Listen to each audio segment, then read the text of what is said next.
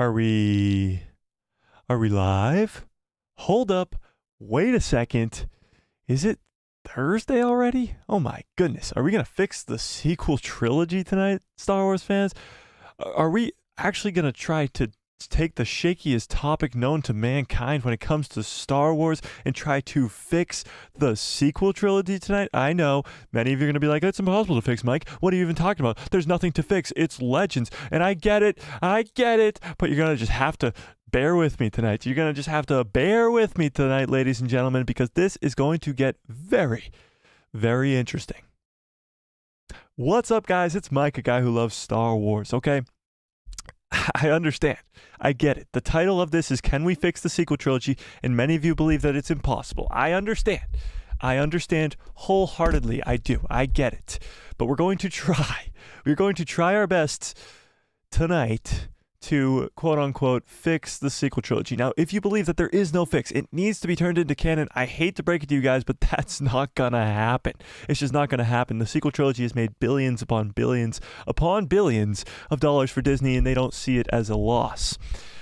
I get it. It's crazy, but we're going to try. We're going to try our best tonight, ladies and gentlemen, to fix the sequel trilogy. So how's everybody doing tonight on this fine Thursday evening?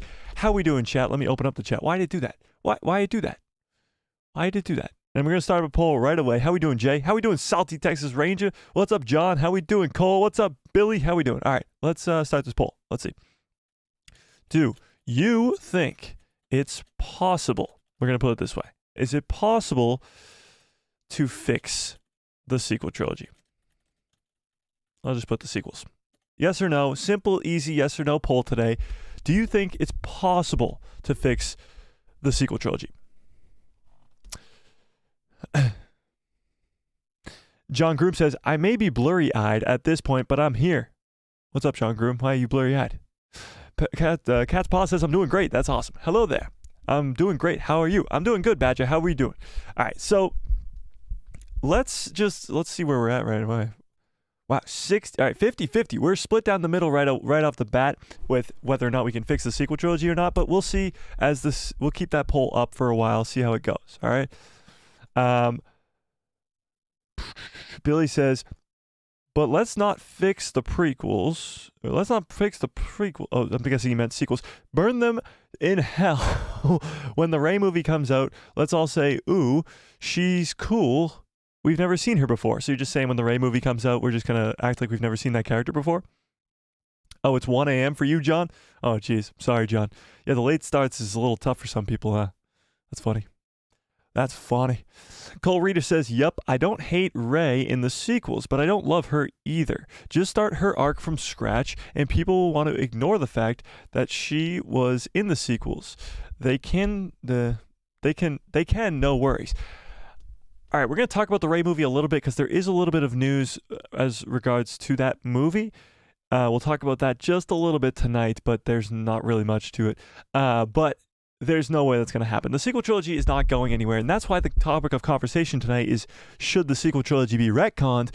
Because it's just not going to happen. We have to come to terms with this, ladies and gentlemen. It's just not going to happen. So, without further ado, let's dive into this Rey movie news, and then there's some other stuff about Star Wars in general, but we'll dive into the Rey movie news next. Let's start with this. Okay, so did anybody else see this interview with Matthew Vaughn? I think his name is Vaughn, maybe?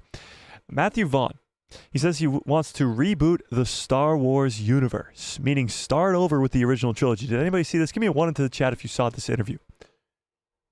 Did you see this? Let's pull this up here. Give me 1 into the chat if you saw what Matthew Vaughn said. Let's see. Cat's Paw, you didn't see it? All right, looks like nobody saw it. That's perfect. We'll watch the clip right now. Watch the clip right now. All right, let's do it. Hang on 1 second. All right, so we're going to watch this clip over on Diamond Fig's Instagram over here. Yeah, you guys didn't watch it? All right, we'll watch this. So Matthew Vaughn, who's most notably known for directing, I believe, X-Men First Class and some other movie, I'm not too sure, but he has said that he wants to reboot Star Wars, which I'm sure many Star Wars fans, including myself, do not want that to happen at all. Absolutely don't want that to happen in the slightest, and I don't doubt it. Yeah, I don't doubt it. All right, so this is Diamond Fig's Instagram. He has the clip on there. So Diamond Figs, we're doing actually a collab video in a few weeks here, so just wanted to shout him out. Go give him a follow, of course. But let's watch this clip. So this is about a filmmaker, Matthew Vaughn, wants to reboot Star Wars. Oh, no volume. So hallowed that from 77. Starting over. That's true. Why are these characters so hallowed that from 77 you can't redo it for a new audience? For me, doing a Star Wars movie is to play with the characters that I loved. So if they said to me, we'll reboot, do you want to reboot Star Wars and actually have Luke Skywalker, Solo, and Vader, and you do your version of it, everyone would say you're an idiot to try, but that would excite me. That's true. Why are these characters so hallowed that from 77 you... So he's pretty much saying that since 1977, the Star Wars characters have been done to death almost. That's kind of his complaint, and he wants to restart. Now he says, if they come to me and ask me to restart, of course I would do that. Nobody's asking you this, Matthew, but let's watch it again. That's true. Why are these characters so hallowed that from 77 you can't redo it for a new audience? For me, doing a Star Wars movie is to play with the characters that I loved. So if they said to me, we'll reboot, do you want to reboot Star Wars and actually have Luke Skywalker, Solo, and Vader, and you do your version of it, everyone would say you're an idiot to try, but that would excite me. That's true. Why are these characters... So it would excite him, but I don't think it would excite any of us. Would you guys want to see a reboot of Star Wars, the original trilogy? That's not what Star Wars is. Would you guys want to see a reboot of Star Wars? This isn't comics. This isn't superheroes. This isn't Star Trek. This isn't anything like that. This is something completely different. Would you want to see a reboot of Star Wars? Honestly, sounds like the worst idea ever to me, but let me hear what you guys think. Let me hear what you guys think. Hell no. Yep, that's what I thought. Yep. Yes. I probably should have started a new poll, but we'll keep that old poll up before. I didn't see that. Didn't see that, but have seen the chat about it. So no. I agree with that. Catspaw says no. I agree with that as well. A reboot of Star Wars would be the stupidest idea ever. Now, I'm really hoping that Disney didn't see this clip from Matthew Vaughn and say, hang on, let's call up Matthew. Maybe he's got a good idea, and let's reboot Star Wars. No. I'm hoping they clicked on the comments and saw the comments that were like, no, please, God, no. No. A reboot of Star Wars would be the biggest disaster ever, and it should never happen for so many reasons. First of all, it's, like I said before, it's not superheroes. It's not characters that you can just reboot. There's people who, even young fans now, know Luke Skywalker as the Luke Skywalker from the original trilogy, who turns into the Luke Skywalker in the sequel trilogy, and the same Luke Skywalker that you see in comics and novels and The Mandalorian and stuff like that. If you were to reboot that, it all becomes Legends. It all becomes a completely different universe, and it's stupid and so damn dumb. No. But let's read an article talking about this a little bit here, because this is coming from Screen Rant, and let's really dive into what he's saying here, because that was only a clip from the interview, so let's read the whole damn thing here. Let's move that over a little bit. There we go. Matthew Vaughn wants to reboot the Star Wars universe with a new Skywalker family. Okay. Here we go. Matthew Vaughn reveals that if he was going to work in the franchise outside his own, he would want to reboot Star Wars universe. What is his franchise? Who is this guy? Star Wars has grown from A New Hope, which debuted in 1977, into an expanded universe that spans movies, animation, live-action television series, along with novels and comics. These stories span generations and have evolved beyond the tales of Luke, Leia, and Han and Darth Vader to focus on new characters including Din Djarin, aka The Mandalorian, and Ahsoka Tano.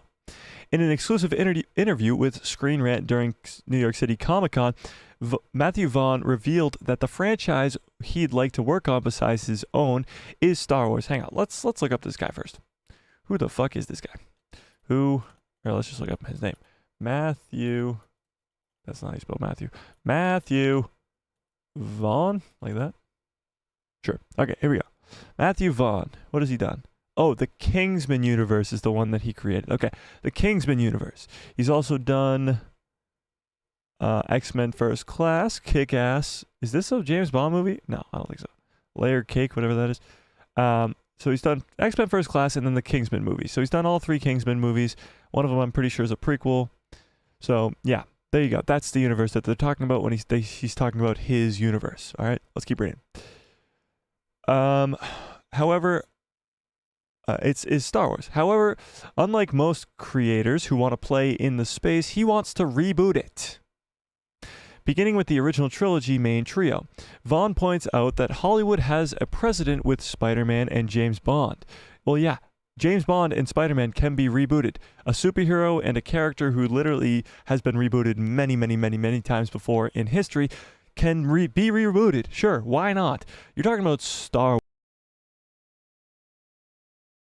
My microphone's doing the thing again today. I was recording a video earlier, and it started doing the thing again today, and I'm really not having it. But with that being said, Star Wars is its own thing. Star Wars is way bigger than any other franchise there is out there. You can argue with me all day long. It's bigger than the MCU. It's bigger than DC. It's bigger than James Bond. It's bigger than Mission Impossible or The Fast and Furious or Lord of the Rings or Harry Potter or Star Trek or anything. It's bigger than all of it. Not in the terms of like it's bigger because it sells more, but it's bigger because it's its own thing. It can't be rebooted. At some point, at some time, for you MCU fans out there, the MCU is going to be rebooted. It just is. It's going to run out of time once it goes through the X-Men, once it goes through the Fantastic Four, and it's just going to have to reboot. You're going to get a new Tony Stark. You're going to get a new Captain America. And that's just how comics always work. Comics always reboot. But this is different. Even Star Trek, for all you Trekkies out there. Star Trek rebooted multiple times before even the newest ones with J.J. Abrams. So Star Wars has always just been different. And this sorry ass of a man who did 3 Kingsman movies is... Sorry, Matthew, but no. But let's see what he had to say. So this is kind of what we just watched, but let's see. All right, we just watched the clip for. But for now, if someone asked me, what would you want to do? For me, getting back into the world of someone else's characters in other franchises, I mean, I was joking. I said this as a joke, and now, yeah, maybe I would do it. They would want to, if they want to reboot Star Wars. Set the story with the Skywalkers, and then reset the story. Oh, no, set the story with the Skywalkers, and then I'll go, hey, that will be interesting because for me, it got to be something so bold, so different, and so brave. Guess what, Matthew? Nobody cares. If you want to be so bold, so brave, and so whatever, so different, go do it somewhere else. Sorry, I feel like I'm crapping on Matthew, but he deserves it. They said you can't do it. I was like, they've been 3 Spider-Mans and Bonds. Guess what? There's only been 1 Luke Skywalker. Continuing. Like, what are we talking about? Why can't it happen? I don't control Star Wars. Yeah, no, you don't. But I would do something big, brave, and with the new great characters. Well, guess what? You don't have to. You could create a new character in Star Wars. You could come up with your own new story. Bitch. Sorry. I want to see Luke Skywalker, Princess Leia, Han Solo, and Chewie doing their own shit. Not some distant cousin who cares. Well, guess what? Who cares? I bet you... Can the chat... Can you guys tell me if you care? Chat, please. Do you care?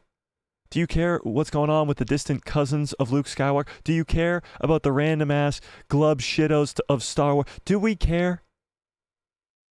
Is Max Rebo not the coolest jizz artist out there? And yes, that's what the music's called. Do we care? Do we care? Do we care? Oh, we care. Yes. Oh, yeah, we care. He's right. Ooh, Steve, you think he's right? Interesting.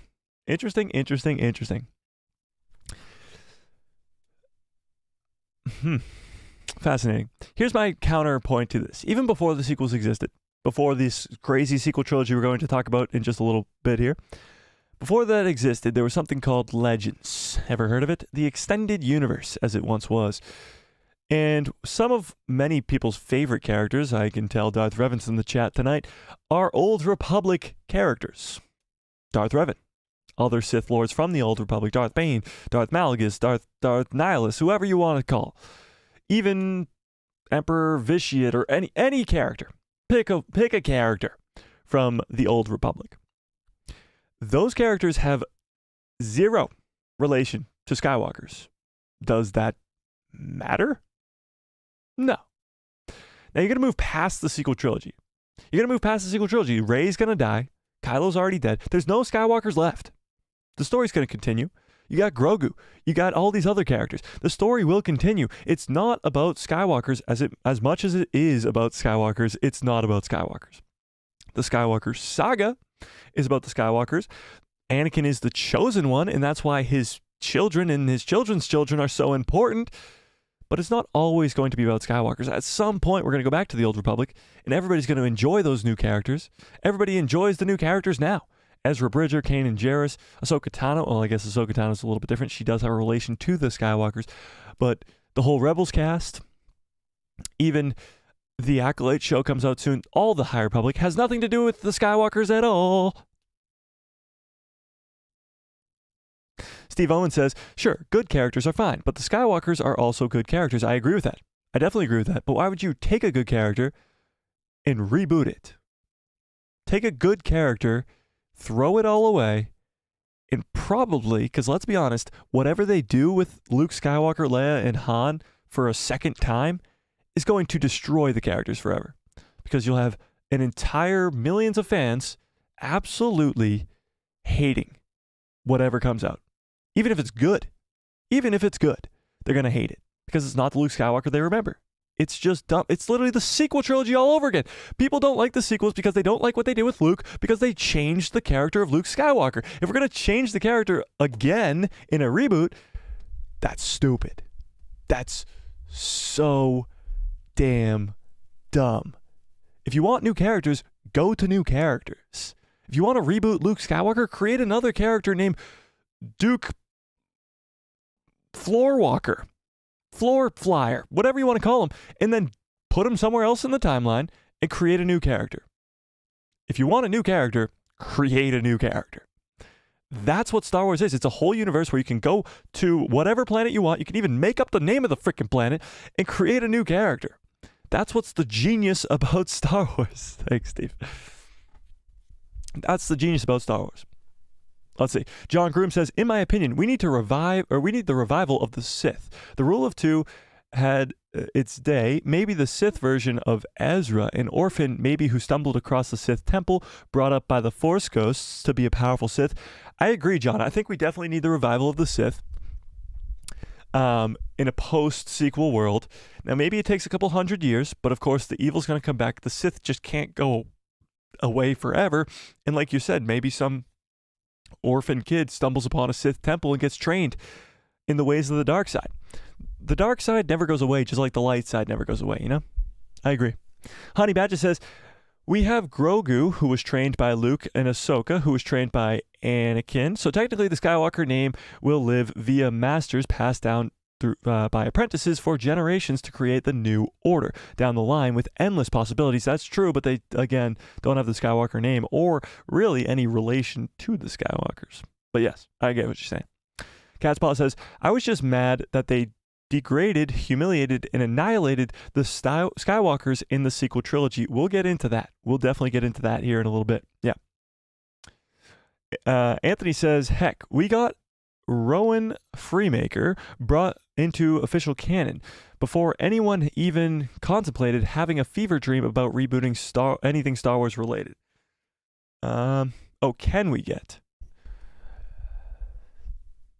Yeah, I don't know. I guess, but clearly not because it looks like we're going to have a reboot. Just kidding. It's not going to happen. But Darth Revan says, the reason you can't reboot Star Wars is because it's originally based off of something. There's only one story of Luke Skywalker fighting Darth Vader, unlike something like Batman and the Joker, where you have a lot of different stories where there's actual things that could go different each time. That's a good point. Revan. That's a good point. But to counteract your point, you could have something else happen. Luke versus Vader, something else happens. Like, it doesn't have to be the same story over and over again. But I get what you're saying. The story of Luke and Vader is a story that should be cemented in time and should not be altered at all. But the story of Batman versus the Joker can change multiple times over again. Because there's been different Batmans, there's been different Jokers. Like this. Yeah, I agree. Yes. Cole Rita, what's up? Cole says, my personal headcanon is that Rey is starting the order of Skywalkers, like the Jedi, but more accepting of the dark side. Interesting. Well, yeah, I don't know. We'll see. We'll definitely see. But let's go back to this article and let's finish it off. So, let's finish it off. By the way, can we just like, that's a cool ass poster. Okay. Should Star Wars go the way of the reboot?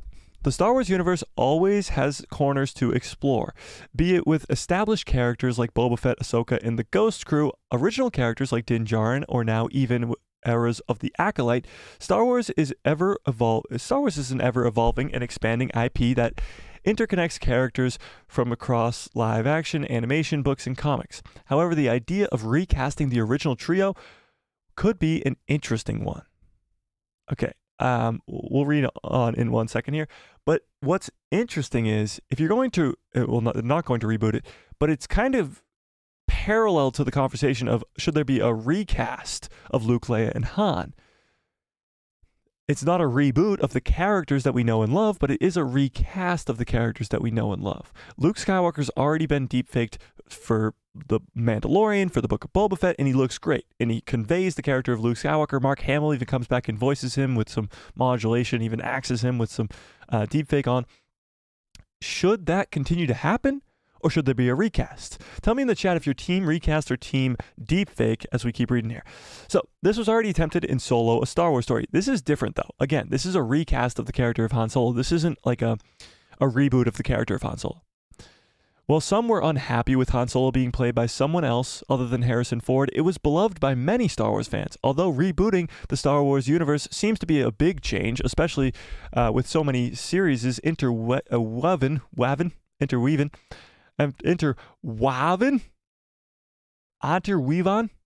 within the era.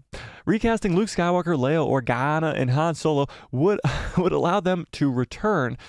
That's true, but they would be recasted anyway. Let's keep reading. This could open up the doors to new adventures with the trio while also incorporating them into the larger story of the galaxy in the aftermath of the victory of Return of the Jedi. So what they're saying here again is more of a recast and not a reboot. It's a recast of the characters, not a reboot. You know? Let's keep reading. Whether Star Wars should be completely rebooted, these three main characters deserve to be a part in the ongoing story. Leia Organa, Han Solo, and Luke Skywalker are the characters that most Star Wars fans fell in love with in the first place. And given the current era of Star Wars is taking place, it only seems right that they find their way to bring them back into the story. Although Luke Skywalker did appear in The Mandalorian Season 2 and the Book of Boba Fett, many fans are not fans of the technology using de-aging with Mark Hamill. So, what's interesting to me is what they're saying here is there should be Luke Skywalker, Leia Organa, and Han Solo in the new Heir to the Empire era, in this new Republic era. In the time period of Ahsoka and Mandalorian, where we're getting these cool characters, Luke, Leia, and Han should be involved. And I absolutely agree with this. It's only, the conversation isn't should there be a reboot, it's should they be recast. Because if they are recast, it is easier to bring them in and do more stuff. But if they're de-aged, if they're deep-faked, it might cost more money. It might take more time. We don't know how easy or hard, really, or how expensive, even, it is to create the deepfake. If in the future Star Wars does follow the path of Spider-Man and does a full reboot, or James Bond with new actors stepping into the role, Matthew Vaughn's point about bringing back these iconic characters does make sense. Okay, well, I hate it, but let's shift it a little bit to a parallel topic of reboot versus recast, because we're in an era now with the Mandoverse and with an upcoming Heir to the Empire possible trilogy coming up, that we could have Luke, Leia, and Han play main roles in the story. Main roles in the story. As they should. They're the heroes that should be around right now in the galaxy. They should play a part in Thrawn's return for sure, but they should play a part in general. But what's interesting is they don't, or at least so far they haven't. We got mention of Leia and Ahsoka. We've seen Luke a few times. There's been no mention of Han, and we haven't seen Leia or Ben Solo. And the extent of Luke Skywalker has been very minimum. So, do you think we should continue to deepfake them or recast them and have them more involved in the story? Because honestly, I think whatever we're talking about right now, deepfake or recast or whatever, is already being worked out behind the scenes. I think there's no way that Dave Filoni creates his movie, this Heir to the Empire movie, with Ahsoka now being in this new galaxy. I see zero way that Dave Filoni creates this movie without Luke, Leia, and Han in it. At least in the movie. I think they should be main characters, but I definitely see them being in the movie. But what do you guys think? Let me catch up on the chat here. Let me catch up on the chat. Sulfur Squirrel, what's up, Sulfur Squirrel? It's been a while.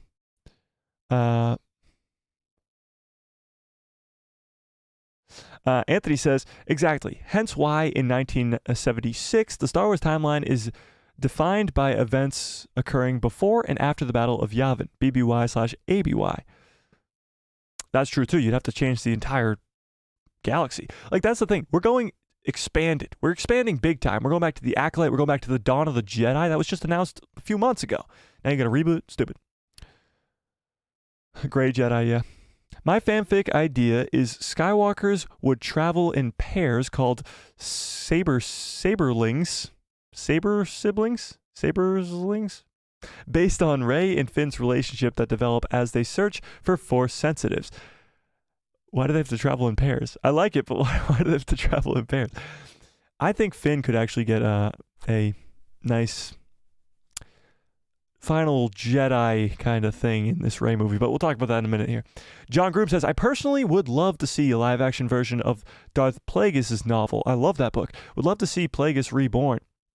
Nobody knew about immortality like he did. That's true, but maybe Anakin does now. Maybe. But I agree. Plagueis is a very cool character. I hope, honestly, the Acolyte, even though it's 150 years before the prequels, I hope it does touch upon Darth Plagueis, whether he's a directly main character or if he's just in the background or whatever it is. I just hope that Plagueis is involved in some way, you know? John Groom says, oh, I just read that, sorry. Revan says, that might be a cool way to retcon the Rey Skywalker thing. Just make every good guy Force user that fights for balance a Skywalker. Yes, I think a lot of people kind of made that distinction when she called herself a Skywalker. They were more like Skywalker's more of a title than a name now. Like you're saying, Revan, it's more of a title than a name. A Force user that's a good guy is a Skywalker, kind of. It would be, trying to think of an example of something like that. Like, it would be like, it would be more of like a title, like Sir. Like Sir Paul McCartney. I don't know. Sir Paul McCartney. Like, the name Sir would kind of be like Skywalker almost. Yeah, something like that. Something like that. Team Deepfake. Absolutely Team Deepfake. De-aging. Oh, interesting. Also, the term Skywalker is a name from the Chiss navigators, the only Force-sensitive ones of their race. Yeah, so technically the Chiss, they have, like, Chiss are Thrawn's species. The Chiss have Force sensitives in their species, and they're technically called Skywalkers. Is that canon, though, or was that just in the legend stuff? Hot take, Selfish Squirrel says, we need a Star Wars What If series. I would love a Star Wars What If series, but honestly, they kind of just leave that to the fans. Now, I know that's kind of more like Star Wars Visions almost. Star Wars Visions is more of just like a Legends type material. It's not really What Ifs because it's not involving main characters. But I guess, I mean, I don't know. I kind of like the fact that they don't do What Ifs because it would mess with the canon too much, you know? Yeah. Rasheen Rose, what's up? Rose says, I just want Boba Fett's story in between episode 5 and 6. A skinny, lean Boba. So no Boba Fett or Beta Fett. I'd love that. I mean, you get that in the comics a lot with the War of the Bounty Hunters stuff. Yeah, maybe. I doubt it, unless it would be in flashbacks in like a Book of Boba Fett season 2, but we'll see. You got to think somewhere within the Star Wars Outlaws game, Boba Fett should be mentioned, or at least included. Yeah, I guess, yeah, why not? Vess meeting Fett would be interesting in a video game and live action. Okay, slight spoiler alert for any of you who haven't played Jedi Survivor. So Jedi Survivor came out in April, so if you haven't played yet, that's kind of on you. And it's not even part of the main story, so just plug your ears for like 2 seconds. Boba Fett is in that game. Boba Fett is a bounty hunter in the game. He comes face to face with Cal Kestis. It's very cool. It's a very cool cameo, but it makes sense because Boba Fett's a bounty hunter at the time, and it makes sense. Now, what's interesting about that is I do think you'll see Boba Fett in this Outlaw game. I mean, why wouldn't you? I think Star Wars Outlaws, because it takes place in between episode 5 and episode 6, has the ability to give us those cool bounty hunters. Gives us Bosk, gives us IG-88, gives us Boba Fett, gives us Zuckuss. Zuckuss. I was just at a store and I just saw a pop figure of Zuckuss. What a great name. What a great name. Yeah. But I agree. I think Star Wars Outlaws can involve a lot of those bounty hunters, and I think maybe your skinny Boba will be in that game as well. Rasheen. John Groom says, Indiana Jones should go down the James Bond route and just keep recasting. Interesting. You think Indiana Jones should do that? I think they should just stop making Indiana Jones, honestly. I think they should just call it a dead franchise. I mean, they made 3 incredible movies. The 4th movie was all right, and I haven't even seen the 5th movie. That's how bad I've heard it is. So, yeah, I don't know. I think they should just let it go. Sorry. Something got him. Something. Let it go. Can't hold it.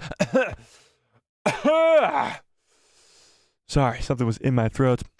Colt Rita says, I totally am against recasting. Deepfake looks solid on a TV budget. Having Mark play Luke, Carrie's daughter play Leia in Deepfake, and the same guy from Solo play Han. Interesting. I feel like the chat has usually been on the side of recast. That's the 3rd or 4th person to say they're on Team Deepfake. Have I turned the tides? Or was that just you guys? I don't know. Can I please get some good cups follow orders? By the way, and here it comes. Boom, boom, boom, boom. I'm out of water already, and we're only 32 minutes in, so this might be a struggle here. So, guys, the merch shop, I promise, it's coming soon. It's coming soon. I promise it's coming soon. I promise. And some other big things. I'm working on like possibly doing a intro theme to the live streams. What do we think of that? An intro theme song? Intro theme song? Intro theme song? Give me a 1 into the chat if you want an intro theme song for the live streams. It would be like me in the background going, oh, it's time for a live stream. It's time for a live stream. It's time. Is it Tuesday already? Is it Tuesday already? Is it Thursday already? Is it Saturday already? Would you guys not want to hear that? Would you guys not want to hear that? Would that not be incredible? Give me a 1 into the chat if you want a live stream intro song. I think that would be a fantastic idea. I think the chat's a little behind today. I think I might have to refresh it. Wow. Right now, 54% of you guys say no, it's not possible to fix the sequel trilogy. Incredible. All right, let's, there comes the ones. Are we that delayed? Are we that delayed right now? That's a long time. Okay, moving on. Oh, wait. I got to catch up on these chats real quick. Cat's Paul says, recasting for the movies might make some sense. Yeah, I could get that. But again, if you're going to go deepfake, you got to stay deepfake. If you're going to go recast, you got to stay recast. John Group says, didn't we decide that if the original the original actor is alive, they deepfake? If dead, then they recast? we did kind of come to that conclusion, but it seems like a lot of people like the recast. Tony says they recasted Ghost Anakin at the end of Return of the Jedi some while ago. Yeah, but that's a little bit different. That's because Hayden wasn't around, of course, during the original trilogy, so it's a different time, It's a different time. But, yeah. Honey Badger says, great stream as always. Unfortunately, I got to head out. Much love and good luck with the rest of your stream. Thanks, Badger. Yeah, have fun with your stream. Cole says, everybody would take the last name of Skywalker in my mind, but there would be a ton of ways to go from here. I don't really know what you're referring to, but yes. It probably wouldn't be bad to use Skywalker down the line, but too soon for current Palpatine to use it. That's true too. Yeah, Rey should not be using it. That's for sure. You sound like Grievous with the cough. Oh, General Grievous is in the chat. There we go. John Group says, forget about repairing the sequels. Add as much content around it to lessen the blow and concentrate on moving forward. With this in mind, the Rey movie is so important, and I have no confidence in it. Well, there you go. But yeah, no, you said forget about this repairing the sequel trilogy. Add as much content around it to lessen the blow. That's repairing it. That's what we're going to be talking about tonight. So yeah, after we get into this article. So let's get into this article about the upcoming Rey movie. This is coming from the Direct, I believe. So Daisy Ridley's upcoming Star Wars movie. When will Rey's next movie release? So this is just kind of them speculating a little bit here, but it's good to keep up to date. So not only is Star Wars returning to the theaters, but so is Daisy Ridley as Rey, leading fans to question what Lucasfilm's next Star Wars story involves and when it will be released. At Star Wars Celebration 2023, Lucasfilm confirmed Daisy Ridley's return following 2019's Rise of Skywalker in a new Jedi Order film directed by Sharmeen Obaid-Chinoy. So now, if you guys don't know who Sharmeen Obaid-Chinoy is, let me give you the bad news. There's a reason you don't know who she is, because she directed 2 episodes of Miss Marvel. And that's it. So, yeah, disastrous. But we got a pretty good writer on board. It's the guy who wrote Peaky Blinders. He's a very good writer, so hopefully we'll get some good there. Now that several news-filled months have passed since the announcement first made headlines, here's what to know and expect from Rey Skywalker.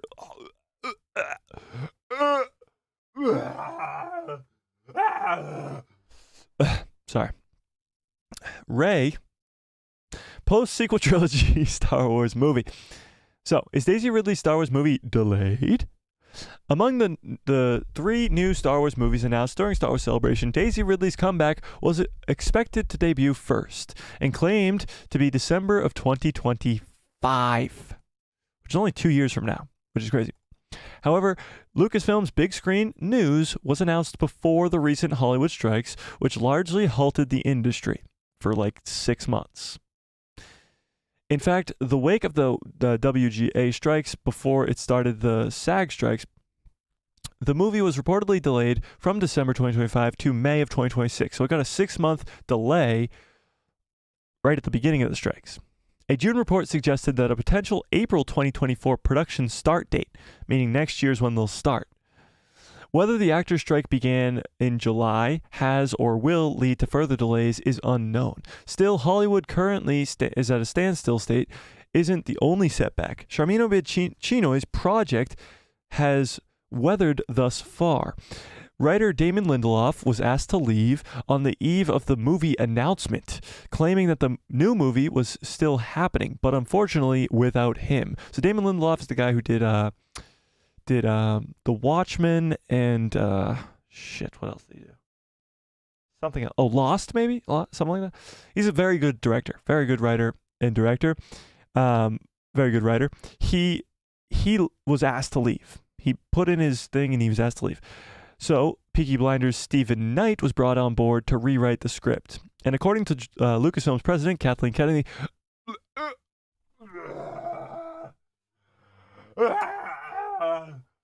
sorry, something about these names just keeps getting to me. In April, would have turned in a script in about a month and a half. How much he was able to accomplish between then and the start of the strikes in May is unknown. However, since Daisy Ridley and Charmin Obed-Chinoy's film was in development first, it remains on the top contenders to be the next Star Wars movie in theaters. So when will it be released? The latest report says May of 2026. But again, since then, there's been this long-ass strike for over 6 months that's still going on, which is just ridiculous. Since the writer's strike is over, though, there's a chance that the film could keep that May 2026 debut if casting and scheduling don't interfere. If not, it's worth noting that the Star Wars has claimed the December 18th of 2026 theatrical slot as well, and December of 2027. So December 2026 and December 2027 are already slated for Star Wars movies, which is cool. Getting back-to-back Star Wars movies finally back on the big screen is great. Absolutely great. So what to expect from this is you're expecting an older Rey about 15 years after the Jedi are in disarray. She's trying to build back the Order. Hopefully John Boyega's return. Blah blah blah blah blah blah blah blah blah blah blah blah. So I think their best bet, and it's not rocket science. Their best bet is to postpone the Rey movie and wait for an absolute easy home run win with Dave Filoni's movie. So you start with Dave Filoni's movie. The first introduction back into the movie theaters has to be a big hit. After Rise of Skywalker and The Last Jedi, there has to be a big hit with the first one. And the first one should be The Heir to the Empire with Dave Filoni. It just should. Even if it's gonna be a trilogy and you go Dave Filoni movie, Rey movie, Dave Filoni movie, sure, do it. Why not? But start with the Dave Filoni movie. You already have people hyped up on The Mandalorian. You already have people hyped up on the Ahsoka show. The worst thing that you can possibly do is push that to the side and try and elevate a character like Rey. Because there are Rey fans, there are sequel fans, but the people who are enjoying The Mandalorian, are enjoying the Ahsoka show, enjoying the new Threat of Thrawn, are really not going to be open to a Rey movie. And they're going to way more be looking forward to, of course, an Heir to the Empire movie. So just tell me in the chat, would you rather see an Heir to the Empire movie first or the Rey movie first? Just tell me which one. Just tell me which one you're looking forward to more and which one you think should come out first. But let's read what you guys are saying. Hang on. Selfish Squirrel says, shoot, I gotta go. I'll try to check in more often. Life's been busy lately. May the force be with you. Don't worry about Sulfur. Don't worry about Sulfur. You're just a founding member around here. Your support is absolutely incredible and amazing. So don't worry about it. Don't worry about it at all. Selfish Squirrel is a founding member. She says, I think that's your 2-month badge. Is that your 3-month badge, actually? Selfish Squirrel has got a 2-month badge. If you guys want to join the channel, support the channel, become a member, hit that join button next to the subscribe or hit that join button. It should be a link in the description below. If you want to hit that join button, it's the best way to support the channel. I think we're up to 7 members, 7 incredible people who decided to become a member and support the channel, which is incredible. Oh my God, that was crazy. Yeah. Revan says, I'm back. What are we talking about? Well, we're talking about everything. Cat's Paw says, disaster in the making. I would have to watch, I have not watched any Miss Marvel movies. Well, Miss Marvel is a show, a Disney Plus show, and it was a disaster. Really, really bad. Unless you were a Pakistani teenage girl, then you could relate to it, but anybody else was like, no thanks. So, yeah, you're not missing out on too much. Cole Rita said, and I'm not a Pakistani little girl, as many of you might think. I know the resemblance is uncanny, but I'm not. I promise I'm not. Promise. Cole Rita says, I have hope that I have hope for the Rey movie, but then I'm always excited for Star Wars. That's true too. 1 movie and 2 or 3 shows a year sounds perfect. Yeah, I'm on the board of that. We need at least a movie every year or at least a movie every other year from Star Wars. This whole 4, 5, 6 years off from a Star Wars movie is ridiculous. The amount of content that there is, go Old Republic, go Dawn of the Jedi, go post-sequels, go Heir to the Empire. You have so many options for Star Wars movies. There should be at least one coming out every year. Yeah. General Grievous says, personally, after I was disappointed by the Kenobi series, I don't get that hyped for Star Wars stuff recently. I get that. And you're probably not the only one, Grievous, because people have been let down over and over and over and over again by Star Wars, just by Star Wars in general. They've been let down. And I'm working on a video right now, actually, that'll come out tomorrow about why Ahsoka is the best Disney Plus series thus far. And even if you disagree with me, please go check out that video because I think I make some pretty good points. And it's not even because of the content in the Ahsoka show itself, but it's because of what it did for the fandom. For 7 straight weeks, we came in here and had fun and speculated and weren't complaining about anything. We weren't like, oh, why does the CGI suck? Oh, why does this suck? Oh, why does that suck? Why is this person in behind the scenes messing with things? No, we were talking about the content itself. We were speculating about who's Marok, who's calling to Balin, what the hell's going on here. Like, that's what we want to be doing. And Ahsoka did that for 7 straight weeks. Ahsoka did that. It had the fans kind of rolling for 7 weeks, being hyped up for Star Wars. It was trending on Twitter for 7 weeks pretty much, and it was great. It was absolutely fantastic, and it was a fantastic time to be a Star Wars fan. And not only that, it sets up the future with Skeleton Crew, with Mando Season 4, with an Heir to the Empire movie, with even Abeloth in post-sequel world. So I think whatever's going on behind the scenes, I think the Ahsoka show is that important, and probably the most important thing that has happened to Star Wars in the last couple of years. So that's the video that comes out tomorrow. But yes, I agree with you. When the Kenobi show, Grievous, turned a lot of people off, I think the Ahsoka show brought a lot of people back. And we got to keep it that way. So a lot of people are probably hesitant on the next Star Wars project, what's to come next. That's why they have to keep knocking it out of the park. That's why each project has to be at the high standards of Star Wars. Anthony says, Mike, wait, are you telling me that the new Jedi Order is supposed to be the next theatrical Star Wars release? That'll take most of the air of goodwill out from the Mandoverse. That's kind of what I'm saying. They should go with the Mandoverse first because they're gaining all this goodwill with the Mandalorian, with Ahsoka. And like you're saying, it'll take all the air out of it if they go with the Rey movie next, because then people will complain like crazy.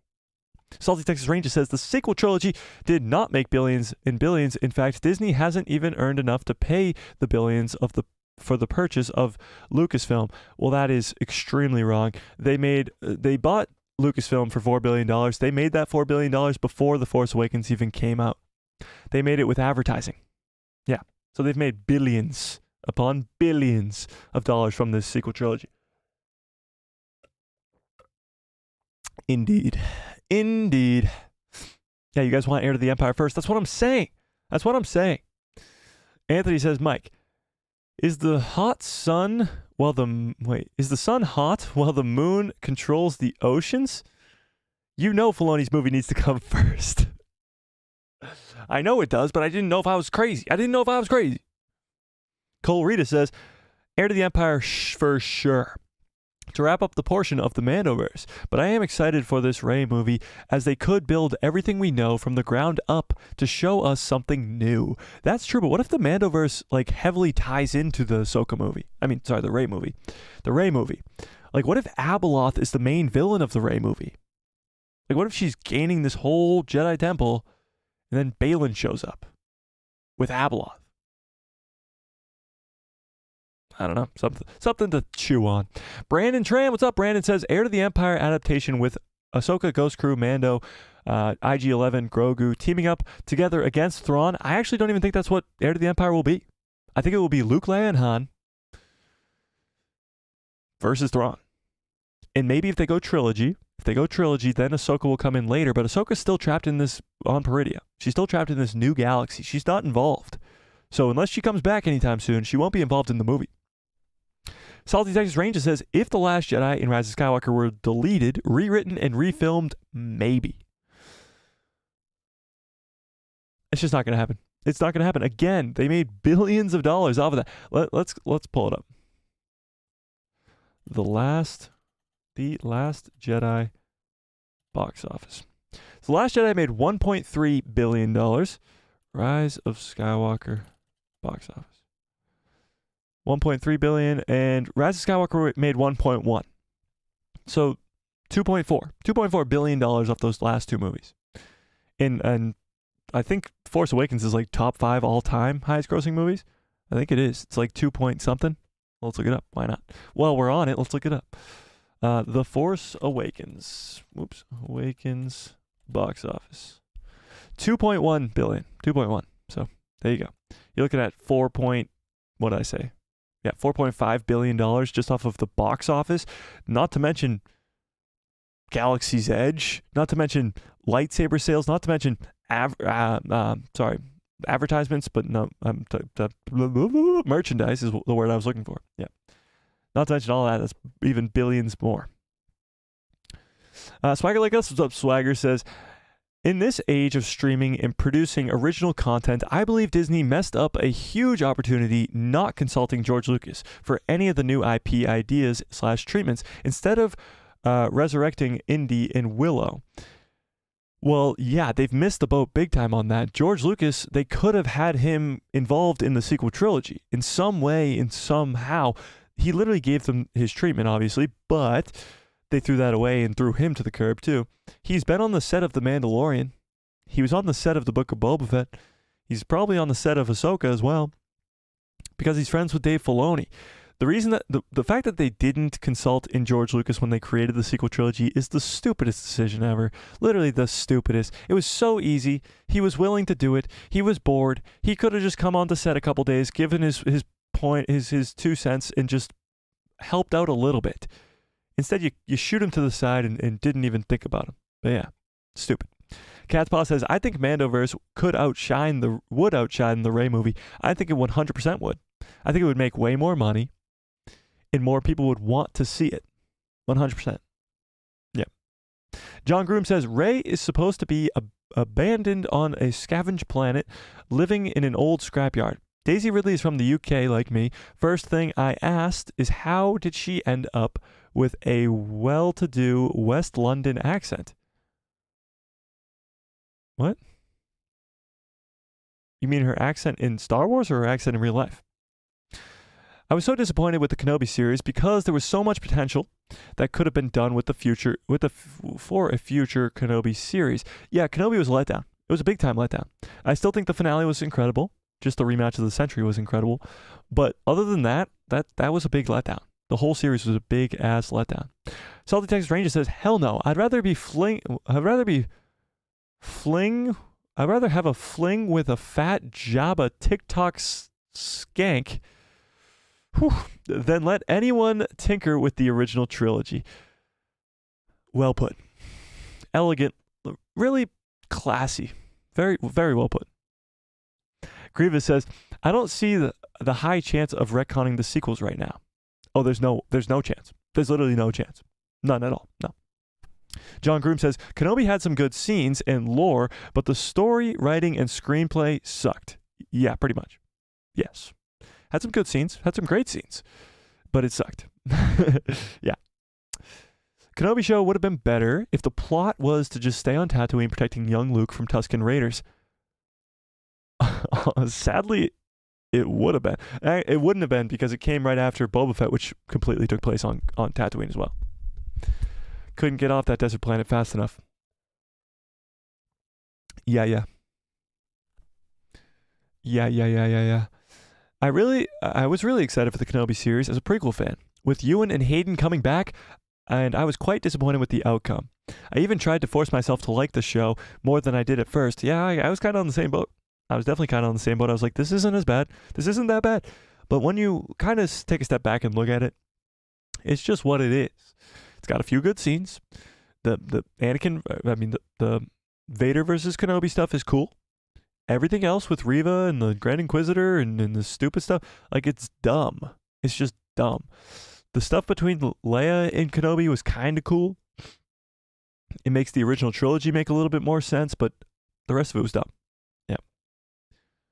John Groom says, how was Kenobi supposed to protect Luke when he lost his power and buried his lightsaber in the desert? He was essentially no better than Uncle Owen. That's true. The fact that he went into the desert and buried his lightsaber was so stupid. Yeah. Do I think that Baylan Skoll's story should continue in animation or recast? I say recast, sadly, because I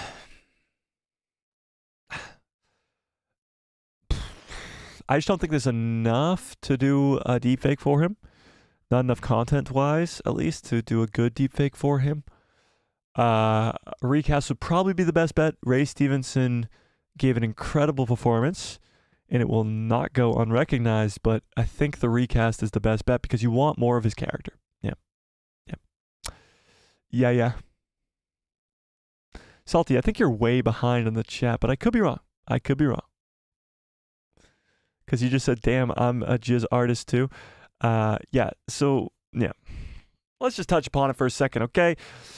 In the original trilogy, the music that's being played at Jabba's palace, the lady who's singing with the big lips, you guys know who I'm talking about, the long lips. You know what I'm talking about? The lady who's singing with the Max Rebo band, and they're like, you guys know what I'm talking about?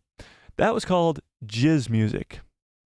Yes, it was. It was officially in canon referred to as jizz music. Now, recently, Disney found out about this and was like, "Oh wait, what is it?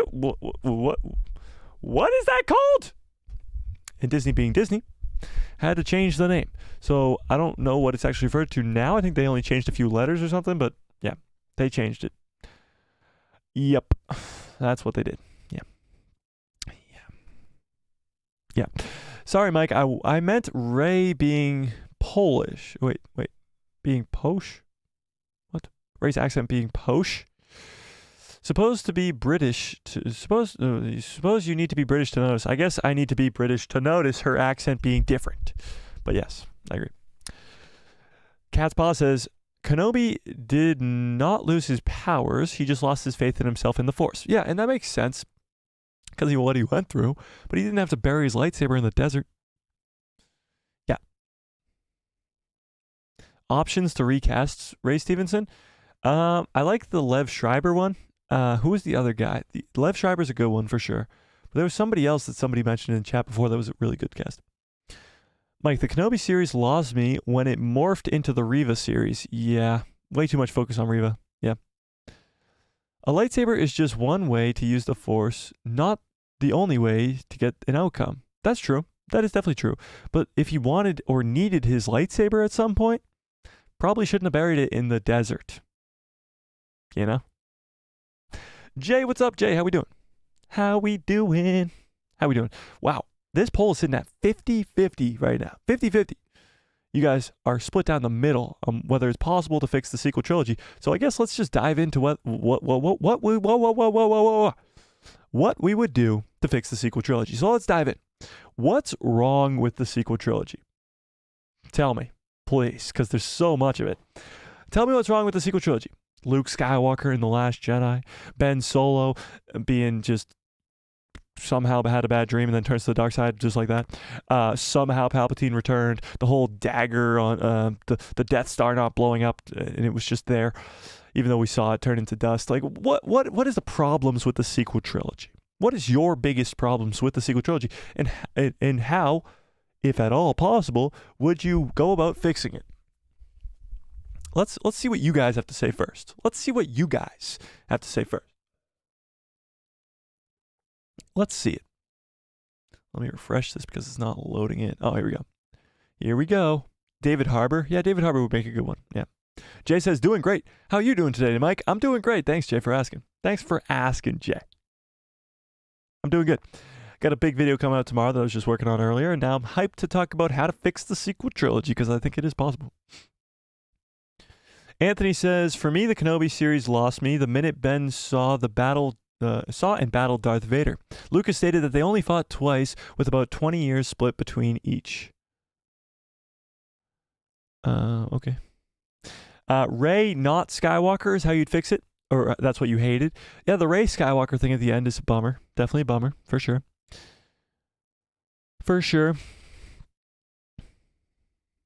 Bring back Ben Solo. That's how you'd fix it. Interesting. Cat's Paw, I am working on that video too. It probably won't come out till Sunday, I would guess. You know. All right, so here's my biggest problems with the sequel trilogy. Okay? My biggest problems with the sequel trilogy are Luke Skywalker being Jake Skywalker. Give me a 1 into the chat if you guys watched my video from yesterday. It didn't do all that well performance-wise, but that's okay. It was about whether or not the sequel trilogy should be retconned. I go over 3 big ways to fix the sequel trilogy, all that stuff. Did you guys watch that? Give me a 1 into the chat if you did. But Jake Skywalker was one of the big things. Him being the way that he is in The Last Jedi with very, very, very little explanation is a big time bummer, and it's the reason that the entire sequel trilogy split the fandom. Like, that one movie and that one character, really, with Luke Skywalker, is really what split the fandom in half.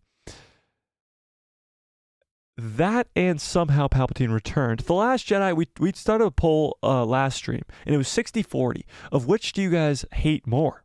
The Last Jedi or Rise of Skywalker? And a lot of you guys didn't like The Rise of Skywalker even more than you didn't like The Last Jedi, which was interesting to me because I don't like The Last Jedi a lot more. That made no sense. Or made perfect sense, actually. The Last Jedi is worse than The Rise of Skywalker to me. But a lot of you guys said that The Rise of Skywalker was worse, which was interesting. Very interesting. And it makes sense. Somehow Palpatine returned with very little explanation. Wasn't planned from the start. And they fly now, Rey Palpatine, like all that stuff I get is very, very annoying, and I don't like it either. But,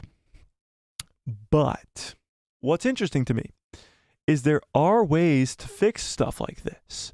With Luke Skywalker in The Last Jedi, the reason we don't like him is because he went into hiding when at least from what we understand, Ben Solo has a few bad dreams because he's being pulled to the dark side. And instead of trying to help him, like he literally helped his father, who was in the dark side for 22 years, killing thousands of people, instead of trying to help him, like he helped his father, seeing the good in him, he tries to strike him down and kill him in his sleep. And that doesn't go as planned, and Ben Solo joins the Knights of Ren, and they destroy his entire Jedi Temple. And that went great. That was fantastic. But right now, that's the explanation that we have. That's what we have. So that needs to be changed drastically. Luke Skywalker goes into hiding, does not come out of hiding to help his sister, to help his best friend, Han Solo, or to help the galaxy fight against the First Order and Snoke, or anything like that. Snoke knows who Skywalker is, he knows who Luke is, and he's very scared of him, actually. Snoke being Palpatine's clone makes sense, I guess, because of that, but stupid, whatever. Moving on to continuing with this Luke Skywalker thing. There is a way to fix this, okay? There is a way to make Luke Skywalker have go into hiding for an actual reason. Now, whether that is him being cloned and he doesn't want them to catch his blood, because let's be honest, 3 seasons of The Mandalorian were all focused around Grogu's blood being taken by the remnant of the Empire and turned into Moff Gideon Force-sensitive clones. It worked. They did it. Force-sensitive clones were created by Grogu's blood, meaning the Empire has the ability to create Force-sensitive clones with a with a Force-sensitive's blood, and it happened to be Grogu. Now, Dr. Pershing says something very interesting in a hologram message in Mando Season 2. He says, and it's on the base on Navarro. Do you guys remember this? When he says something like, "I need more blood with a higher M count," referring to midichlorians, a higher midichlorian count. Now, Grogu, we don't know what his midichlorian count is, but we know that Yoda's is extremely high, and that Anakin's was almost as high, if not higher than Yoda's. I forget. Is Anakin's higher than Yoda's in the Phantom Menace? Because they talk about it in the Phantom Menace, I just don't remember. But they need somebody with more M count, and that would be Luke Skywalker. So if they get Luke Skywalker's blood somehow and clone him with a Luke Skywalker, or even just some other cloned Force-sensitive, whoever, if Luke comes into contact with that and actually fights this being and like maybe defeats it, but realizes what's going on, like his blood was taken and turned into Force-sensitive clones, then that would mean Luke would actually be going into hiding for a real reason, because he is so powerful, his midichlorian count is so high that he is the danger to the galaxy, and him going into hiding would make sense with nobody having the ability to find him except for this map that was for some reason able to find him. That could be explained in a different story as well. But what do you guys think? Is there a way with maybe his blood being taken and cloned, or maybe something else? Is there a way where Luke going into hiding this whole time is makes sense? John Groom says it's still a really bad reason. Really? To save the entire galaxy from an army of Force-sensitive clones of Luke Skywalker. That's not a good enough reason to go into hiding? It sounds like Anakin had the highest midichlorian count. That's true, but wouldn't his children also have very high midichlorian counts? Isn't Luke Skywalker, full potential Luke Skywalker, supposed to be just as powerful as Anakin? Because Anakin turns into Vader, so...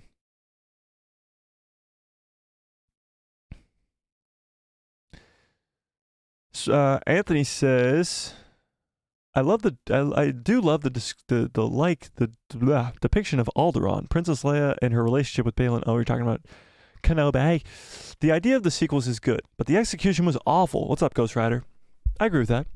And he follows up and says, didn't Luke have a clone in Legends? Yes, and it was Luke Skywalker, and it was evil, and he had to fight it. But think about it. If there's a Force-sensitive clone, like, we didn't get to see Moff Gideon's Force-sensitive clones, and I think that was for a reason. A lot of people were like, oh, they talked about these Force-sensitive clones, but we didn't actually get to see them in action.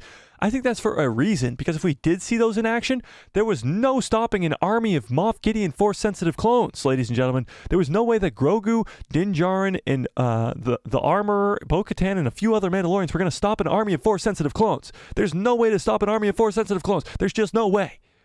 So an army of Force-sensitive Luke Skywalker clones would be impossible to destroy. Would absolutely be impossible to destroy. John Groom says, that would mean he didn't have the confidence in himself to resolve the issue.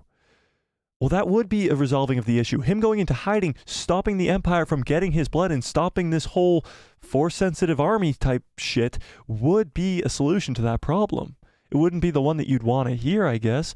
But if Luke stayed, if Luke tried to fight, he would eventually just die. He would be fighting clones and clones and clones of himself, and he would die. And then what would happen? Then the galaxy's just overrun with clone Force sensitives of him, and the Empire wins. He could be saving the entire galaxy. You don't think that's a good enough reason to go into hiding? It's a whole shit lot better than his nephew having a bad dream. That's for sure.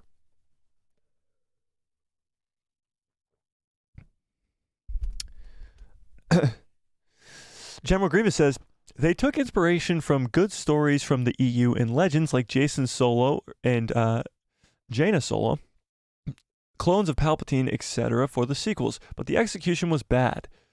True, but can't the execution be a little bit better? If some of this stuff is explained better, if Luke going in... All right, let's talk about Palpatine. Let's shift a little bit and go to Palpatine. What's up, Billy? How we doing? He says, hey, sorry I'm late. And I don't think I'll be here for long, though. So, yeah, I know, Billy. It's like 3 a.m. for you there, isn't it? Something like that, 2 a.m. Don't worry about it, Billy. Thanks for coming by. Let's shift over to Palpatine. Somehow Palpatine returned, okay? If we go through this Mandoverse era, because Palpatine's supposed to be pulling the strings from behind the scenes. He creates Snoke. Snoke is a clone of him. He voices Snoke. Or he's embodied by Snoke, I don't even know. But... he is pulling the strings from behind the scenes.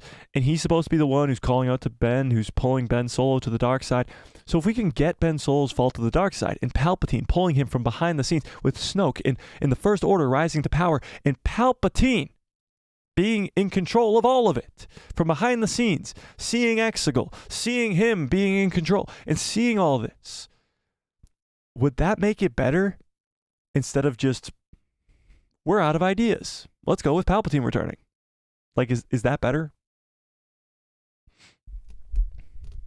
Cat's Paw says, had they ever counted the midichlorians of Luke and Leia? No. But that's not like something they do now. That was something of the Republic time, when they had the Jedi Order and they were counting midichlorian counts. We don't, technically, I don't think, know in canon what their counts are now. But Palpatine, go back to Palpatine. So, if somehow Palpatine returns was actually not just somehow Palpatine returns, if it was actually explained, if it was actually him pulling the strings from behind the scenes, because Palpatine's an evil genius. From the prequel trilogy, he's literally started an entire galactic war between himself and himself, the Republic and the Separatists. He's the leader of both parties. Like, he's that kind of genius. All that was the Clone Wars was all just for him to gain power in the Senate and then execute Order 66, kill all the Jedi, and then he controls the entire galaxy. That's the genius of Palpatine, you know? In the original trilogy, in Return of the Jedi, it backfires on him, but he's the one who sent the fake or wrong message to the rebels to trap them here on outside of Endor for their plan to fail. Well, their plan succeeds, but that's due to the Ewoks and other unforeseen circumstances. But Palpatine was the evil genius who, again, played all that off. Then when it comes to this sequel trilogy, he looks like an idiot. He just comes out of nowhere. Somehow he returns. No real explanation. But there still is now a way to explain it. Is this making any sense? Like, if there was a way to have him pull the strings of Ben Solo from the dark side, mess with Luke Skywalker from behind the scenes. We know that, I pull this book out almost every stream at this point now. From Shadow of the Sith, if you guys haven't read it, Luke Skywalker goes to Tython, the Seeing Stone that Grogu sits on. The Seeing Stone from Mando Season 2, you guys know what I'm talking about? Luke goes and sits on the Seeing Stone on Tython. He gets transported to Exegol. He gets transported to Exegol, and he sees Exegol, the Sith planet of Exegol from Rise of Skywalker, where Palpatine is. Where Palpatine is at the time, he gets transported there. So Palpatine's already messing with him in his head. And he's surrounded by hooded figures, and they all have red lightsabers. Really tall, hooded figures. Actually, that's when Anakin comes in and steps in and saves the day, even though it's kind of a, in his own head, you know, whatever. Kind of like that. But what's fascinating is Exegol's already in Luke's head. Then he becomes kind of obsessed with Exegol because he's been there, and that's a whole other thing that could keep going, you know? Does that book make the sequels more likable? That's a great question, Billy. For me, yes, 100%. This book, if you read it, it'll make not only Lando's appearance in Rise of Skywalker better because of his whole thing with his daughter, which is explored in this book, but also Luke from the sequels. It doesn't really make that a lot better, but it makes Luke, the Luke that we know, a lot better as well. And Ochi of Bastoon. Ochi of Bastoon, who's introduced and killed all at the same time in Rise of Skywalker, he's explored in that book a lot, and it's very cool. Palpatine actually comes to him physically, hands him the dagger, and says, go kill this little girl, and that little girl is Rey. It's an incredible book, definitely must read, or not must read, but I would recommend for sure.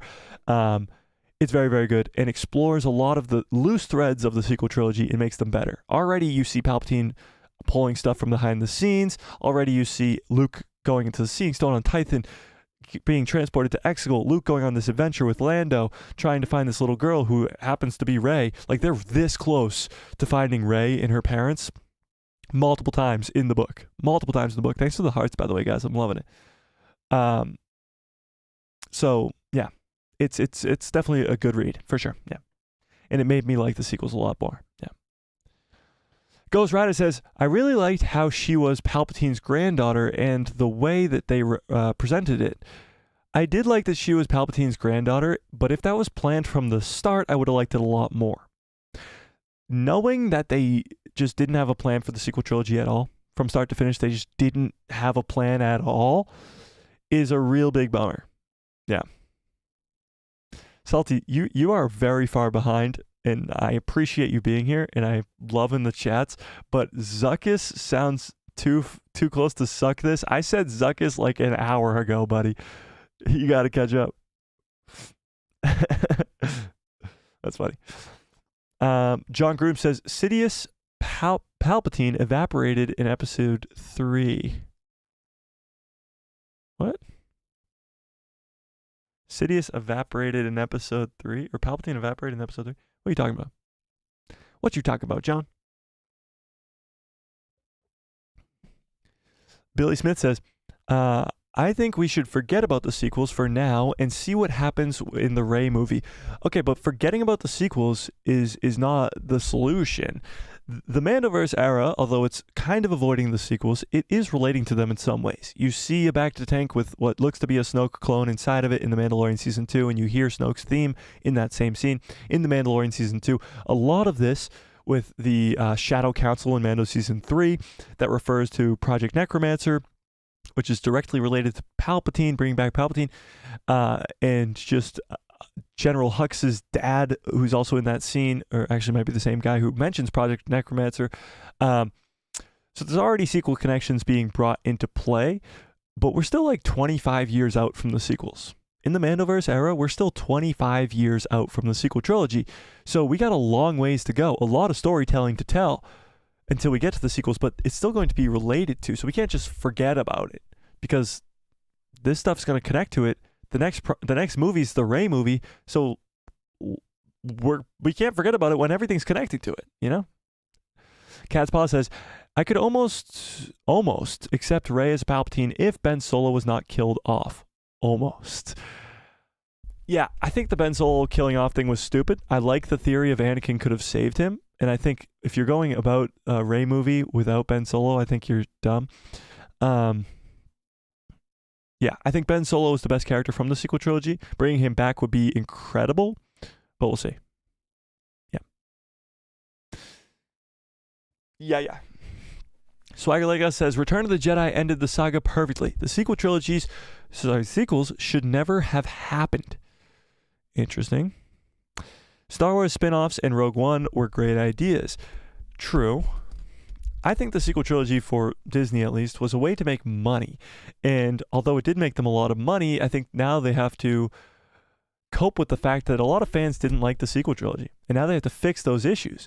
And I think Dave Filoni is the guy to do that. I think Dave Filoni has the ability to go and fix trilogies. He's done it many times before with the Clone Wars. And not that there was anything really wrong with the prequel trilogy, in my personal opinion, but there are some people who don't like the prequels, which is blasphemy to me. But 7 seasons of the Clone Wars do really help the prequel trilogy. Even 4 seasons of Rebels helped the original trilogy in a lot of ways as well. So I think Dave Filoni has the experience of fixing trilogies, and I think his whole career has been leading to this big, huge mission that is to fix the sequel trilogy, which is going to be a lot more difficult than fixing either of the other trilogies, which didn't really have anything wrong with them, you know? There's a few open-ended questions. But I think Dave's up for the task, and I think he has a long period of time to do it, 20 plus years of extra content to create. He started off small with The Mandalorian. He's building up characters like Grogu and Din, but then he brought in his old Rebels crew, and now he's just continuing to build this story of Heir to the Empire, while also involving the main trio of Luke, Leia, and Han, and also extending the story to the sequels at some point by making them better, in my personal opinion.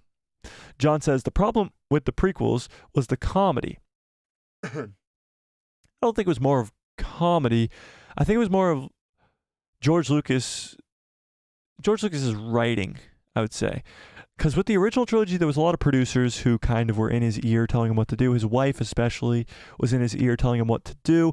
When it came to the prequel trilogy, he was divorced from his wife, and he had less people in his ears telling him what to do. It was kind of just George Lucas's Star Wars. Whatever he wanted to do, he could do it because it was whatever he wanted. However, he did listen to fans, because Jar Jar was very annoying to fans in the first movie. He took that advice. He was a lot less in the second movie and almost non-existent in the third. So yeah, the problem with the prequels was Jar Jar. Yeah, well, I mean, there you go.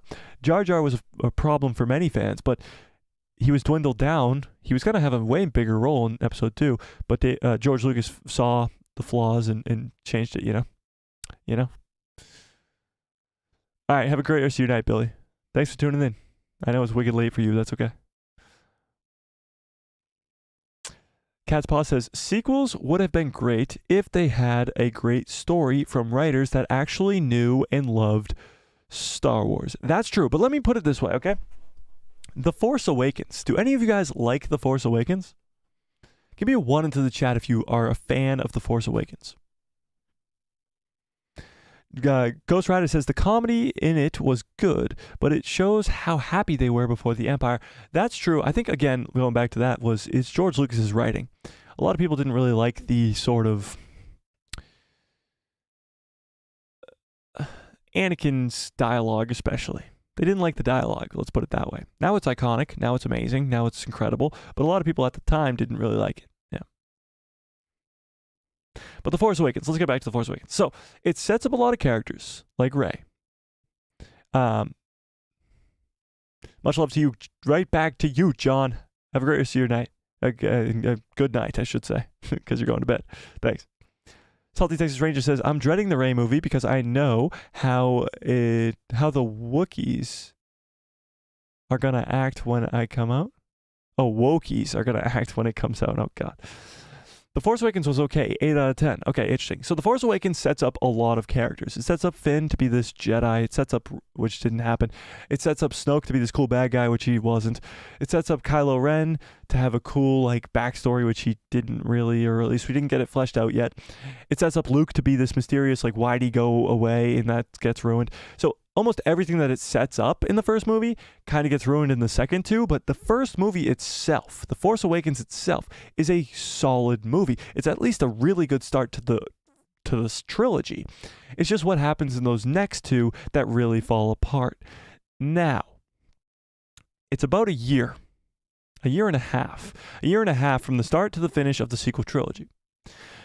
Meaning, with a Rey movie and with stuff beforehand, a lot can happen in the time around the sequel trilogy to help fix it. Now, I think Finn becoming a Jedi is a must in the Rey movie. Before the sequel trilogy, I think giving us Palpatine pulling from behind the scenes, giving us Luke Skywalker a real reason as to why he goes into hiding, not just his nephew has one bad dream, and then seeing Ben Solo's fall to the dark side. Seeing that fall to the dark side. Yeah. Rashid, you liked Force Awakens? I did too. I'd definitely put a 1 in the chat if I were you. But yeah, seeing Ben Solo's fall to the dark side is going to be extremely important because Ben Solo's fall to the dark side needs to be as good, if not better, than Anakin's fall to the dark side. Anakin has Obi-Wan, who's more of a friend than a mentor. He has his apprentice, Ahsoka Tano, leave the Jedi Order because she doesn't trust it because of the reasons that Qui-Gon doesn't, the reasons that Dooku doesn't, the reason that all these people don't. But again, if Qui-Gon doesn't die, then Qui-Gon would have trained Anakin, and he would have thought of the Jedi in a very different way, and he would have probably stayed under Qui-Gon's wing. Instead, Qui-Gon dies. Palpatine's pull to Anakin, like to pull to the dark side, all this, his distrust in the Jedi, him having the attachment of Padme dying, his mom dying, all of this kind of collides into his fall to the dark side. A million different things. Ben Solo, on the other hand, really like nothing. One bad dream, a few bad dreams. Snoke was kind of pulling him to the dark side. Like nothing really was there.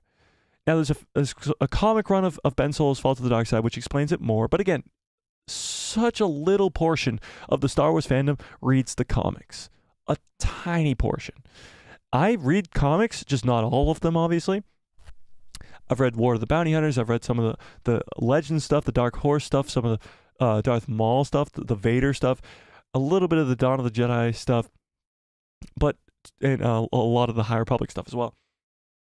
But to actually have fans read the comics to have to understand Ben Solo's fall to the dark side, stupid.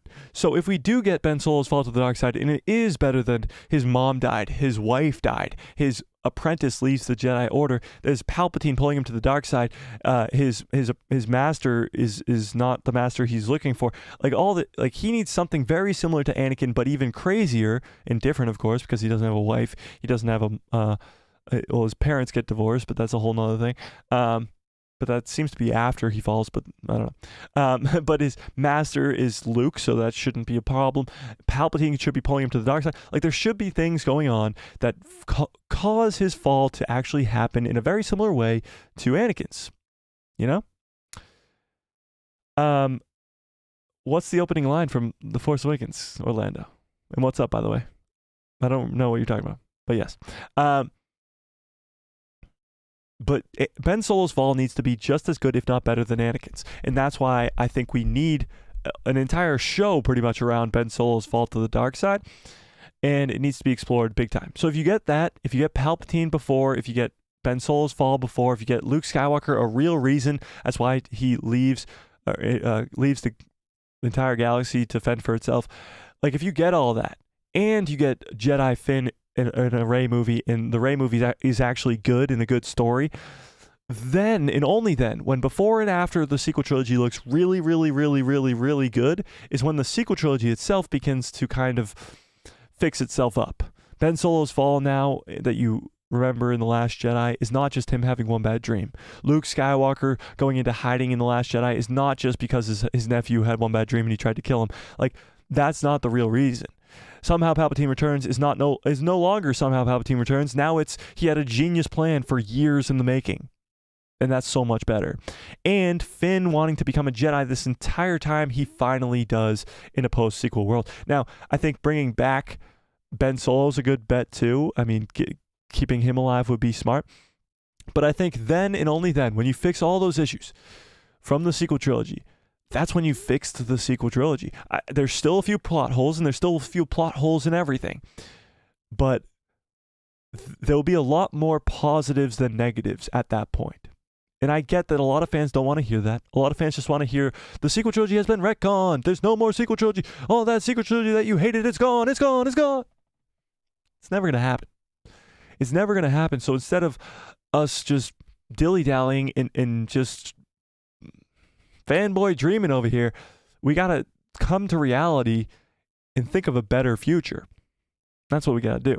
And I think that better future involves a cool show that shows Ben Solo's fall to the dark side. It involves a awesome tie-in of Palpatine pulling from behind the scenes. It shows us that all this buildup from Grogu's blood being taken by the Empire to create Force-sensitive clones was all just to show that Luke Skywalker had to go into hiding to save the entire galaxy from an army of Force-sensitive clones of Luke Skywalker. And then, and hopefully, the Rey movie is a success, and Finn gets to become a Jedi, and maybe Ben Solo comes back, or something else happens. Who knows? But hopefully it's a success. For some reason, I can't say the word success. It's a success, and we can actually live as a Star Wars fandom that kind of accepts the sequel trilogy as canon. Because right now, the majority of people don't even see it as canon. You know? We'll see. Orlando says the opening line is "This will begin to make things right," which was a stab to the prequel trilogy and a way to make a better sequel trilogy.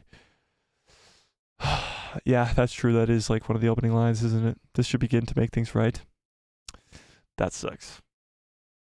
Or is that the opening line? Because he hands him the map? Yeah.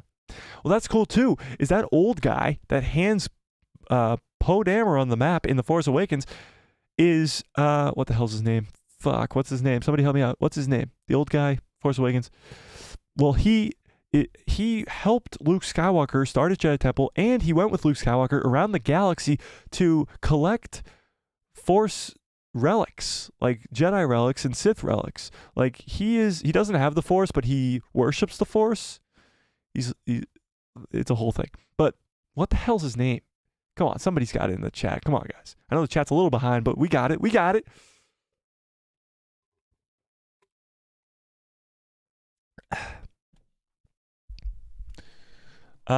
Swagger Lega says the prequels are a mythological goldmine. The sequels lack the mythology and really didn't add any significant lore worth exploring.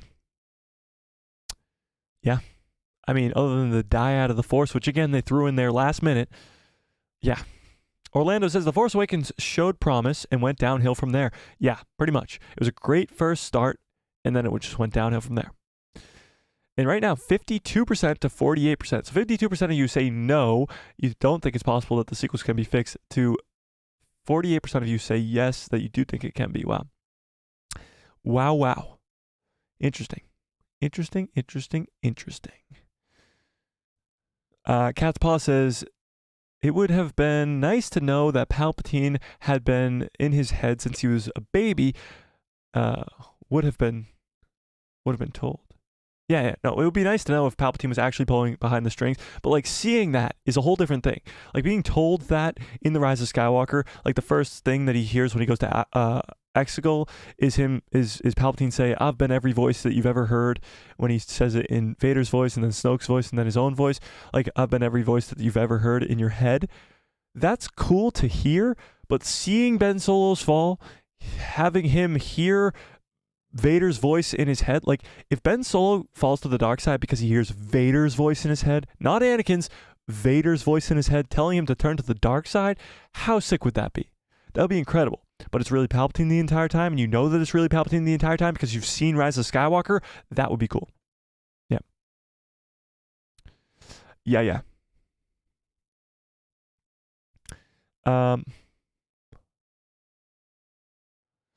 Salty Texas Ranger says, if I don't have 8 kids, 3 car payments, and a mortgage, I would be a member. Sorry. Oh, you have 8 kids, Salty? Really? And 3 car payments? And a mortgage? Goddamn. It's all right, Salty. It's only $4.99. Just kidding. Much love. Spike Gus says, The Force Awakens is a 7 out of 10 for me. Didn't like the parallels, a desert planet, another Skywalker relative going dark side wearing a mask, and another planet killer. Why? Yeah, it was kind of like take my homework and change a few lines type thing. But yeah, I get where you're coming from. But I still think it introduced new characters like Finn, Rey, Poe, with mystery behind them, and Kylo and Snoke, with mystery behind them and wanting to learn more. It's just the more that we learned was really, really bad. Yeah. Jay says, I like The Force Awakens, but it was a copycat of A New Hope. Yeah, pretty much. And that's kind of why a lot of people do like it. Ghost Rider says, I've watched the sequels by themselves. If I watched the sequels by themselves, I would have enjoyed them. Yeah. Lore Santeca, thank you. Lore Santeca, yes. Lore Santeca he worships the Force, and he helped Luke travel around the galaxy and stuff like that. But yeah, he's the old guy who dies in the opening scene. So getting more of a younger Lore Santeca, like traveling around the galaxy, building up Luke's Jedi Temple with him, would be really, really cool. And then you would know who that old guy is who dies in the opening scene, and it would mean something. You know? It would actually mean something to us, yeah. And Ghost Rider, earlier you said, if I watched the sequel trilogy by themselves, I would have enjoyed them. That's true. If you didn't know Luke Skywalker before The Last Jedi, then you might have enjoyed them more. But since you know the characters beforehand, it's what kind of destroys it. The actor was Max von Snow. I can't remember the character's name. It was Lore Santeca. Cat's Paw says maybe they need to make the Rise of Kylo Ren series. That way Ben Solo coming back would make sense. Yeah, I think doing a Fall to the Dark Side of Ben Solo is a must. Now, whether you do that in like a Luke's Jedi Temple show or a Kylo Ren Fall to the Dark Side show or whatever it is, you need that show. You need it in a series. You need it maybe even in movies. I don't know. But you need to have it happen because it needs to be shown to the fans to make us believe and actually understand that the sequel trilogy, although it had no plan in the first place, it can be explained and fixed, which is kind of what we're doing here tonight. Salty Texas Ranger says the profit margins for films have not equaled the initial investment, and Disney lost their shirt on the $1 billion Galactic Star Cruiser. Oh, that's true too. They definitely lost their money on that. But the films profited a shit ton of money. Even like box office is 1.1 million. They didn't make 1.1 million, but they still made a lot of it. And just merchandising alone was able to get them there. Yeah. Kylo Ren TV series, that's pretty much what we need, is a Ben Solo's Fall to the Dark Side show. Yeah. Michael Parker, what's up? Michael says, let's have Maul as the main villain. Well, the problem with that, Michael, is Maul is dead. And his death was pretty iconic and epic from Rebels in the Twin Sons episode. And it's going to be pretty tough to do that. You know? Pretty tough to do that. You know? But hey, nobody's ever truly gone, you know? This poll is back to 50-50%. Wow. We are split right down the middle, ladies and gentlemen, with 50% of you thinking we can fix the sequels and 50% thinking we can't, which is actually a good sign. Because honestly, I think if we asked this question 4 years ago, right after Rise of Skywalker, it probably would have been 100% no. Probably would have been 100% no. Like, people have kind of changed their tune a little bit when it comes to the sequels. And honestly, I think a lot more people have come around to the sequels, not like loving them as much as they do the originals or the prequels, but they see the kind of the good side of them, and they see the problems with them, and they just don't like them as much, of course. But I think there can be a thing, like a change. Michael Parker says, I know, but we changed the last fight like it never happened. Oh, you changed the Obi-Wan versus Maul fight in Rebels like it never happened? That would be too bad. No, that's an iconic fight. I think they would probably clone him. If they were going to bring him back, it would be to clone him. Which would be insane, a cloned Maul. I mean, he's already been cut in half and survived that, so why not bring him back as a clone? Who knows? Sequels were just disjointed. Yeah, pretty much. Yep, 100%.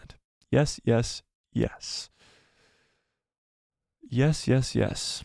I don't know, guys. I think we did a pretty damn good job. Ooh, Vader's trending on Twitter. So is The Mandalorian, and so is the SAG-AFTRA strike. So something's happening with the actors' strike, by the way, in Hollywood right now, because it's not over yet.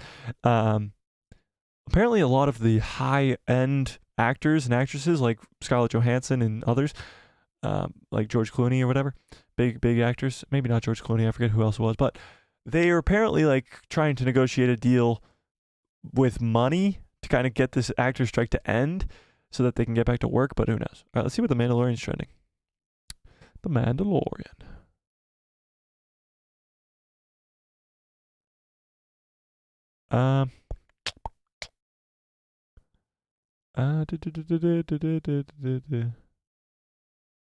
What the hell? What the hell? Jon Favreau. Jon Favreau's birthday's today. Ooh. Hype. Hype. I don't know why it's trending, but why is Vader trending too? Let's see. I guess no reason at all. Okay. Whatever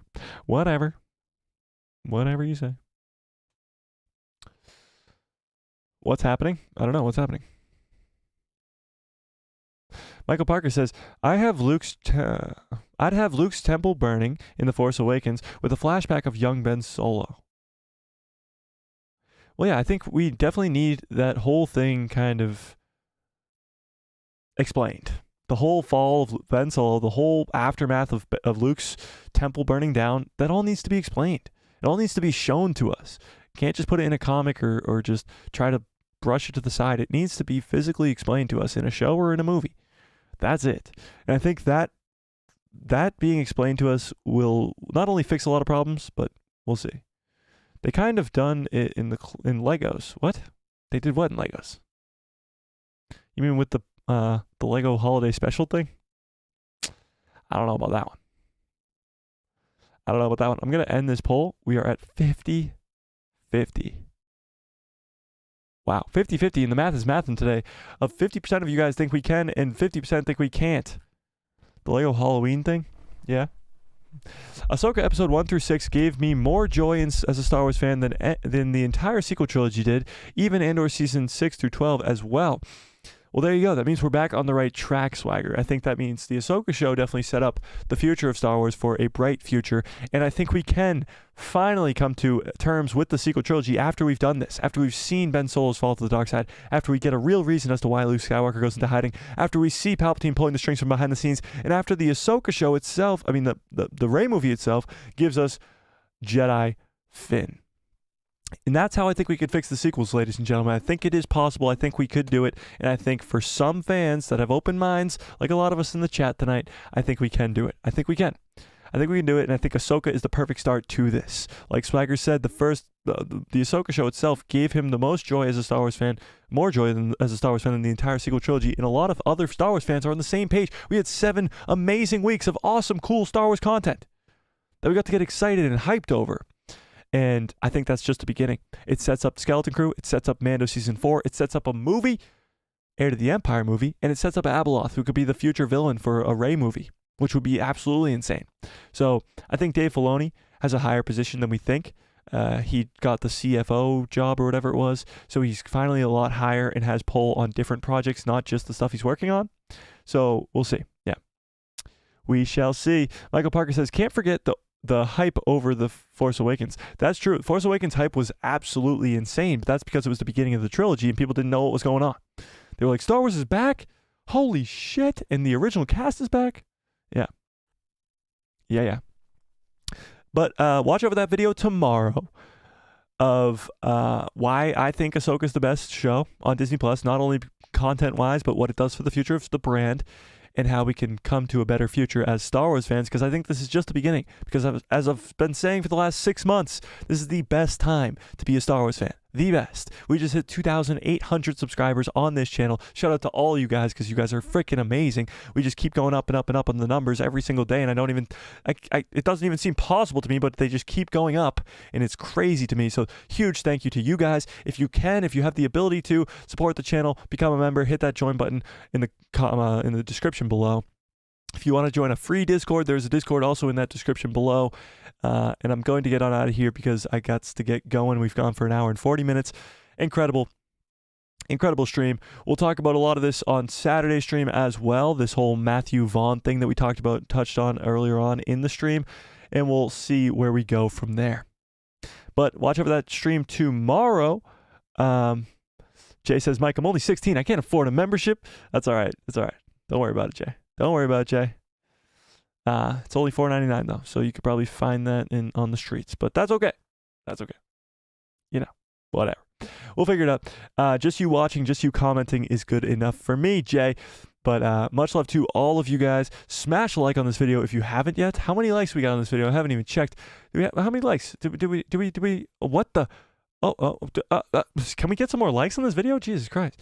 But smash a like on this video if you liked it. Hit subscribe and hit that bell so you get notified every time I post a video. And my pretty face will show up in that recommended feed of yours. Yeah, we'll go from there. We will go from there. Hopefully Salty Texas Ranger can catch up on the chat someday, sometime. But we'll see. Yeah. All right. And may the force be with you. Always.